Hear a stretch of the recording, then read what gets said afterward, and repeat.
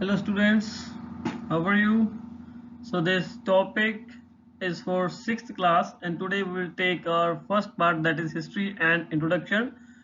This chapter is not in your syllabus, but reading and understanding this chapter is so important for understanding our history. So my dear student, first of all, what is the meaning of history? History is the study of our past, a record of events that happened long ago. It is the written account of the development of human civilization. Now, what is civilization? A society that is well organized and developed. Now, history helps us to understand political, social, economic activities and culture of people. History also explains causes and effects of events such as wars, revolutions, change of government, and great invention in a sequence. It also explains why and how, why that particular event has happened, how that particular event has happened, and also it gives answers to the when it has happened. History gives us dates. So we can say at last, what is the definition of our history? History is the story of the progress of the man. You can see in the evolution of man how the man has progressed. Is it clear? Progress of man from the beginning of the civilization to the present time in a chronological order. So my dear student, first of all, history is divided into two parts, that is the prehistory and history. Now what is prehistory? When we do not have any written accounts, that part of history is known as prehistory. And when we have the written accounts, that part of history is known as history. Now we have to rely upon only archaeological sources if we have to study our prehistoric part, and for our history part we are having literary sources also and our archaeological sources. So now let us study first of all what is a prehistoric period. Now a prehistoric period is divided into three parts: Paleolithic age, Mesolithic age and Neolithic age. Now first of all, what do you mean by Paleolithic? Paleo means old and lithic means stone. Is it clear? Now next to Mesolithic, Meso means middle and lithic means stone.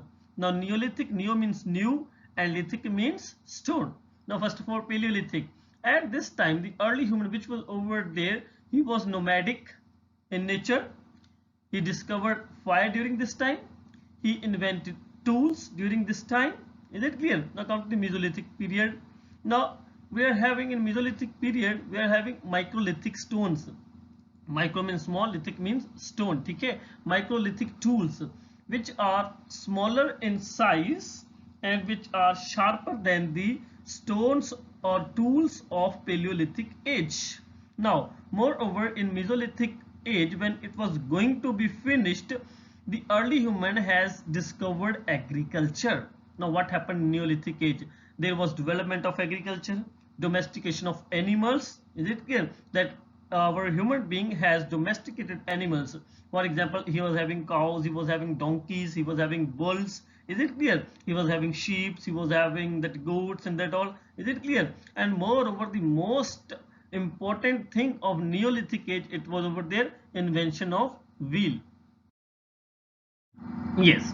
Now my dear student, sources of our history, our prehistoric period is over. Now we came to our history part, the sources of history. In history we are having two sources. We are having literary sources also, we are having archaeological sources also. In literary sources we will study about religious literature and secular literature. In archaeological sources we will read about inscriptions, monuments and coins and about artifacts. Now one by one we will study about them. First of all, literary and secular literature. My dear student, in the picture you can see Bhagavad Gita is over there. Then our Puranas are over there. Kautilya's Arthashastra is over there. Megasthenes Indica is over there. Now listen.